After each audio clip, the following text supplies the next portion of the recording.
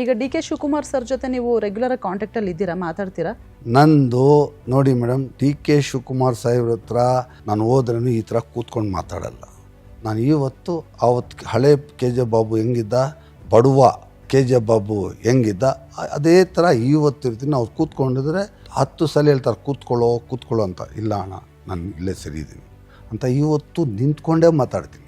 ಎಷ್ಟೇ ಶ್ರೀಮಂತ ಆದ್ರೂ ಅವ್ರ ಋಣದಲ್ಲಿದ್ದೀನಿ. ನಾನು ಅವ್ರ ಮುಂದೆ ಕೂತ್ಕೊಂಡು ಮಾತಾಡಲ್ಲ. ಫೋನ್ ಮಾಡ್ತಾರಾ ನಿಮ್ಗೆ ಅವರು? ಯಾವಾಗದು ಮಾಡ್ತಾರೆ. ಏನಾದ್ರು ಕೆಲಸ ಇದ್ರೆ, ಏನಾದ್ರು ನಾನು ತಪ್ಪು ಮಾಡಿದ್ರೆ. ಏನಂತಾರೆ ಫೋನ್ ಮಾಡಿದಾಗ?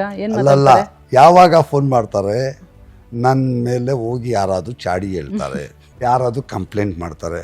ಆವತ್ತು ಏನಪ್ಪ ಏನು ಫೋನ್ ಮಾಡಿದೆ, ಏನು ಮಾಡ್ದಲ್ಲಿ, ಸ್ವಲ್ಪ ತಾಳ್ಮೆಯಿಂದ ಹೋಗು, ಇಷ್ಟಕ್ಕೆ ಫೋನ್ ಮಾಡಿ ಮಾತಾಡ್ತಾರೆ. ನಾನು ಇವತ್ತರೆಗೂ ಅಲ್ಲಿ ಹೋಗೋದು ಇಲ್ಲ. ಯಾಕಂದ್ರೆ ಅವ್ರ ಭಯ, ಎಲ್ಲಿ ಜನಗಳ ಮುಂದೆ ಅವಮಾನ ಮಾಡಿಬಿಡ್ತಾರೆ, ಬೈದ್ಬಿಡ್ತಾರೆ ಅಂತ ಹೇಳ್ಬಿಟ್ಟು ನಾನು ಹೋಗಲ್ಲ. ಅವರೇ ಫೋನ್ ಮಾಡಿದಾಗ ಎಸ್ ನೋ ಎರಡೇ ಮಾತು, ಇದ್ರ ತಪ್ಪು ಮಾಡ್ತಾ ಇದೆಯಾ ಸರಿ ಮಾಡ್ಕೋ ಅಷ್ಟೇ ಹೇಳ್ತಾರೆ. ಸೊ ಮುಂದಿನ ಚುನಾವಣೆಗೆ ಎಕ್ಸ್ಪೆಕ್ಟೇಷನ್ಸ್ ಇದೆ, ಆದರೆ ಪಕ್ಷ ಟಿಕೆಟ್ ಕೊಟ್ಟರೆ 100% ಕಂಟೆಸ್ಟ್ ಮಾಡ್ತಾರೆ. ಯಾರಿಗೆ ಇಲ್ಲ ಮೇಡಮ್? ಹೌದೌದು, ಎಲ್ಲಾರ್ಗು ಆಸೆ ಇರುತ್ತೆ.